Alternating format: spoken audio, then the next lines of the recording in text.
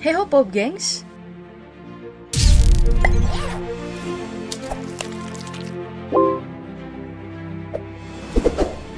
Mari kita mulai perjumpaan kali ini dengan potongan lirik dari John Lennon.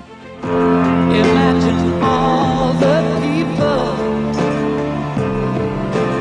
living for today. Bukan tanpa alasan mengapa John Lennon menuliskan lirik ketiadaan negara dalam lagunya yang dipersembahkan untuk kemanusiaan dan perdamaian dunia.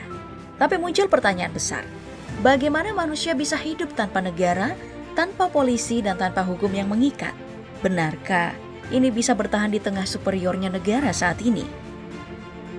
Jika kalian ragu sebuah wilayah tanpa negara, tanpa polisi, dan tanpa hukum bisa berjalan damai, berarti mainmu belum jauh. Sharon bisa jadi contoh kota yang menjalankan kehidupan sosial politiknya tanpa campur tangan pemerintah. Hasilnya luar biasa. Sharon menjadi salah satu kota dengan tingkat kriminalitas terendah di Meksiko. Mereka membangun sendiri sistem pemerintahannya dengan tidak perlu mengangkat wali kota dan menggantikannya dengan dewan kota.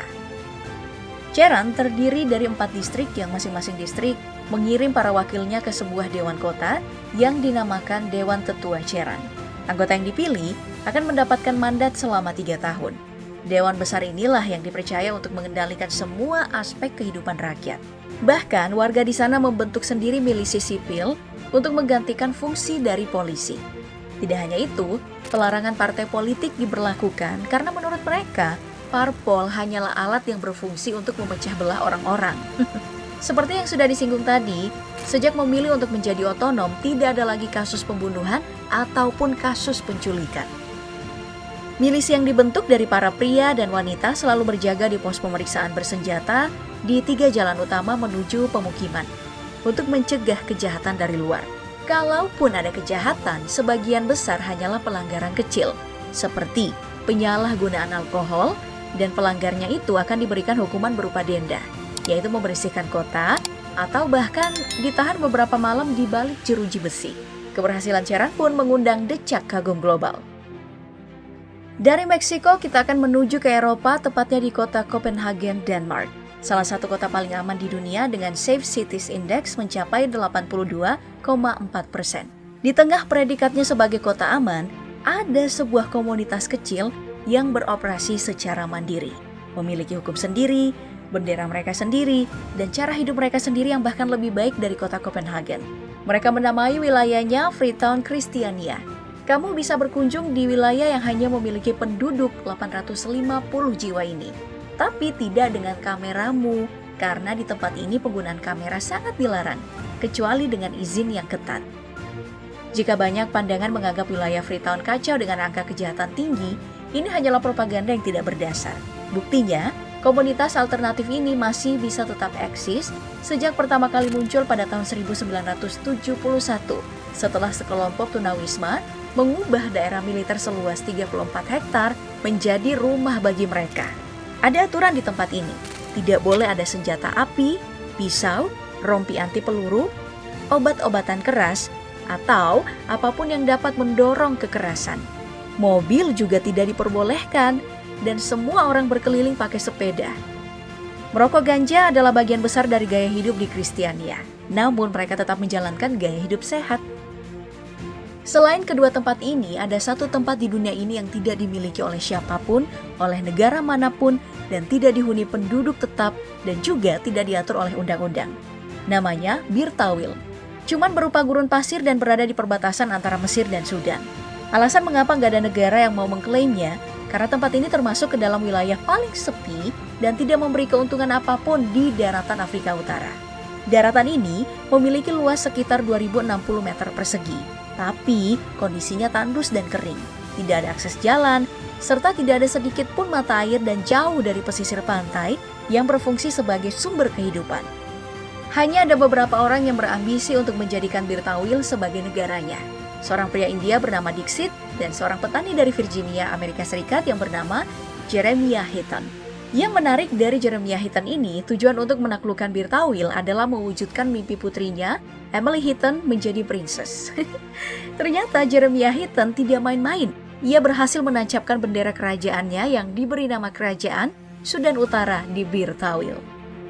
Mungkin kamu berpikir untuk mewujudkan sistem kehidupan tanpa negara di Bir Tawil. Sabar, masih ada opsi lain untuk membangun negara impianmu sendiri tanpa ada campur tangan negara lain. Opsi yang aku maksud adalah Antartika. Wilayah ini bukanlah sebuah negara dan tidak ada penduduk asli. Kegiatan militer dilarang, sama halnya mencari mineral. Ini juga adalah tempat yang terkering, terdingin, dan paling berangin di dunia. Meski bukan sebuah negara, sudah ada 7 negara yang mengklaim wilayahnya masing-masing di Antartika. Nah, ke-7 negara ini adalah Selandia Baru, Australia, Prancis, Norwegia, Inggris, Chili, dan Argentina. Kecuali satu bagian yang terletak di Antartika Barat bernama Mary Bird Land, sebuah wilayah seluas 1.610.000 km persegi. Karena keterpencilannya dan sulit dijangkau, Mary Bird belum diklaim oleh negara berdaulat manapun dan menjadi wilayah tak diklaim tunggal terbesar di bumi. Alasan lainnya karena ada perjanjian internasional yang melarang kepemilikan lahan di Antartika setelah tahun 1950-an. Setelah tahun tersebut, semua negara dilarang melakukan klaim terhadap kepemilikan tanah di Antartika. Berikutnya adalah Rojava di sebuah barat sungai Tigris, perbatasan Turki dan Suriah, yang dihuni orang-orang Kurdi yang menjadikan wilayah ini laboratorium uji coba model masyarakat ekologis dengan penerapan demokrasi langsung. Wilayah otonom Rojava muncul dari konflik berkepanjangan di Suriah dan Iran. Tidak ada negara bangsa di Rojava semenjak ide-ide ekologi sosial dan konfederasi demokratis yang terinspirasi dari aktivis sosialis libertarian Amerika Serikat Murray Bookchin. And had gone through the entire 30s as a Stalinist initially. Wilayah ini sejak tahun 2014 dikelola demokratis secara langsung, meski harus bertahan dari gempuran ISIS, Turki, Suriah, dan tentu saja kekuatan modal internasional. Kecuali benua Antartika di Kutub Selatan, hampir setiap jengkalnya di bumi dikuasai oleh entitas negara yang berdaulat dengan sistem pemerintahan yang sah dan diakui. Dan setiap wilayah yang mengakui dirinya merdeka, tetap saja masih ada intervensi dan perangkat negara. Membicarakan tentang wilayah dengan tanpa negara, tidak memasukkan Chiapas dalam daftar sepertinya adalah hal yang keliru. Wilayah ini berdiri di kawasan pegunungan dekat dengan Meksiko di Amerika Tengah. Ya, meskipun pemerintah Meksiko mengakui Chiapas sebagai bagian dari negaranya, rakyat Chiapas merasa mereka adalah komunal merdeka tanpa negara. Kehidupan masyarakat Chiapas atau yang dikenal dengan Zapatista dilakukan tanpa menerapkan sistem kenegaraan dan tidak ada intervensi dari pemerintah negara manapun. Semua dilakukan secara demokratis langsung oleh rakyat, tanpa adanya perwakilan seperti DPR di Indonesia. Yang menarik dari orang-orang Zapatista adalah mereka lebih banyak mengenakan topeng daripada menampakkan wajahnya. Ini merupakan prinsip kesetaraan dengan memperlihatkan jika tidak ada pemimpin di antara mereka. Prinsip agraria yang mereka anut adalah menolak jual beli tanah, menolak pajak tanah, menolak penggunaan pestisida, dan segala bahan kimia yang bisa merusak tanah.